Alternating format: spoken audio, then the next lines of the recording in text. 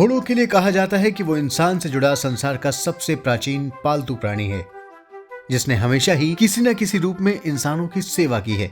अगर पुराणों और ग्रंथों की बात करें तो घोड़ों से इंसानों के कनेक्शन का सबसे पहला जिक्र ऋग्वेद में आता है। ऋग्वेद में एक दिव्य घोड़े दधिर्गा का वर्णन आता है, जिसे सभी घोड़ों का पिता माना जाता है।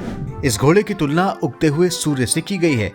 ऋग्वैदिक काल के आर्य सूर्य और अग्नि के साथ हर एक सुबह दधिर्गा अश्व की पूजा करते थे। इसके अलावा एक और बात सनातन धर्म में कही गई है, वो ये कि गाय के अलावा सिर्फ घोड़ा ही ऐसा जानवर है जिसका वध करना महापाप माना गया है।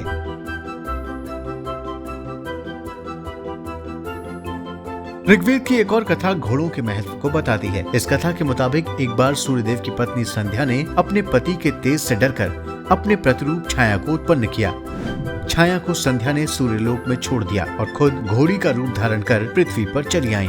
जब सूर्यदेव को इस रहस्य का पता चला तो वो पृथ्वी पर आए। सूर्यदेव ने एक मैदान में बहुत ही सुंदर घोड़ी को टहलते हुए देखा और वो समझ गए कि यही उनकी भार्या संध्या है। तब सूर्यदेव और संध्या का मिलन हुआ, जिससे उनके 2 पुत्रों का जन्म हुआ। घोड़ी से पैदा होने की वजह से सूर्यदेव ने इनका नाम अश्विनी कुमार रखा और यही देवताओं के वैद्य बने। पुराणों में यही कथा थोड़े अंतर के साथ कही गई है। इसमें संध्या अपने पति सूर्य के तेज और गर्मी को जब सहन नहीं कर पाई तो उसने अपनी ही जैसी एक स्त्री को उत्पन्न किया और उसका नाम छाया रखा। इस छाया को उसने सूर्यदेव के पास भेज दिया। कई वर्षों तक सूर्यदेव को पता नहीं चला कि ये स्त्री संध्या नहीं छाया है। इस छाया से सूर्यदेव को एक पुत्र हुआ जिन्हें शनि भगवान कहा गया। विष्णु पुराण में इस बात का जिक्र मिलता है कि समुद्र मंथन के दौरान निकले 14 रत्नों में से एक उच्चश्रवा घोड़ा था। उच्चश्रवा का अर्थ होता है लंबे कान और जोर जोर से हिनहिनाना। यह 7 सिर वाला सफेद रंग का उड़ने वाला घोड़ा था। उच्चश्रवा को इंद्र का वाहन भी माना जाता है। ये वही उच्चश्रवा है जिसकी पूंछ को लेकर सांपों की माता कद्रू और गरुड़ की माता विंता के बीच शर्त लगी थी। उच्चश्रवा को हिंदू सनातन धर्म में सबसे प्रमुख घोड़ा बताया गया है।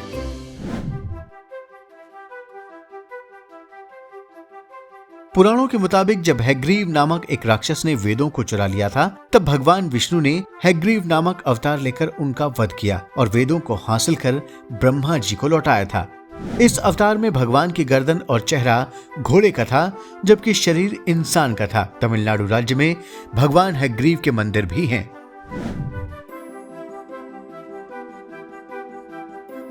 भगवान विष्णु के कल के अवतार के बारे में कई कथाएं सामने आती हैं। कहते हैं कलयुग के अंत में कल के अवतार देवदत्त नाम के पंख वाले घोड़े पर सवार होकर सृष्टि को अगले सतयुग में ले जाएंगे।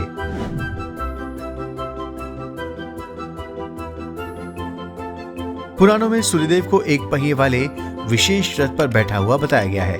इसका सारथी गरुड़ के बड़े भाई अरुण को बताया जाता है, जबकि इसे खींचने वाले 7 घोड़े हैं। गायत्री, बृहति, उष्णिक, जगति, विष्टुप, अनुष्टुप और पंक्ति।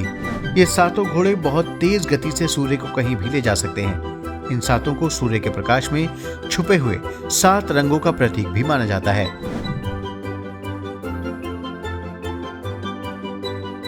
महाभारत ग्रंथ के मुताबिक श्री कृष्ण के रथ में 4 घोड़े जुते होते थे। इन घोड़ों के नाम बलाहक, शैव्य, सुग्रीव और मेघपुष्प बताए गए हैं। इन चारों घोड़ों के रंग अलग अलग थे। ज्येष्ठ पांडुपुत्र युधिष्ठिर के रथ में भी 4 घोड़े हुआ करते थे। इनका रंग सफेद, पूंछ काली और गति वायु के समान थी। कहते हैं युधिष्ठिर के सिर्फ सत्य बोलने की वजह से उनके घोड़े जमीन पर नहीं बल्कि थोड़े ऊपर हवा में दौड़ते थे, जबकि अर्जुन के रथ में सफेद रंग के 4 घोड़े थे। इसी वजह से अर्जुन का एक नाम श्वेत वाहन भी था। अर्जुन के घोड़ों की खासियत ये थी कि मरने के बाद फिर से जीवित हो जाते थे। भीमसेन के रथ में रीछ के समान रंग वाले घोड़े जुते हुए थे। नकुल के रथ में घोड़े हरे रंग के थे। नकुल को ये घोड़े उपहार में अर्जुन ने दिए थे। अर्जुन को ये घोड़े इंद्र ने उस वक्त उपहार में दिए थे जब वो स्वर्ग में अस्त्र विद्या सीखने के लिए गए थे। दरअसल इंद्र के रथ के घोड़े भी हरे रंग के ही हैं। सहदेव के रथ में तीतर के समान चितकबरे रंग वाले घोड़े थे। ये घोड़े वायु के समान वेगशाली थे। श्री कृष्ण और महाराज शल्य के अलावा नकुल को अश्व विद्या का सबसे बड़ा जानकार बताया गया है। गुरु द्रोणाचार्य के पुत्र अश्वत्थामा का नाम भी घोड़े से ही प्रेरित था। दरअसल अश्वत्थामा जब पैदा हुआ तो वो घोड़े की तरह हिनहिना रहा था। इस वजह से द्रोणाचार्य ने उसका नाम अश्वत्थामा रखा। यहाँ एक बात जानना बेहद जरूरी है कि पुराणों और ग्रंथों में घोड़े को अवध्य बताया गया है, यानी घोड़े को मारने से ब्रह्म हत्या का पाप लगता है। पौराणिक काल में राजा महाराजा अपनी श्रेष्ठता सिद्ध करने के लिए अश्वमेध यज्ञ कर उसमें घोड़ों का इस्तेमाल करते थे।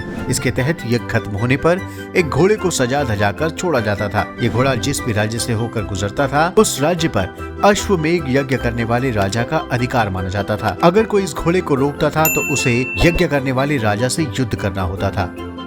वाल्मीकि रामायण के अनुसार श्री राम ने कई अश्वमेध यज्ञ किए थे। पद्म पुराण में इस बात का उल्लेख मिलता है कि जब श्री राम ने अश्वमेध यज्ञ कर अपना घोड़ा छोड़ा तो उनके पुत्र लवकुश ने उसे रोक लिया और दोनों भाइयों ने श्री राम की सेना से युद्ध भी किया।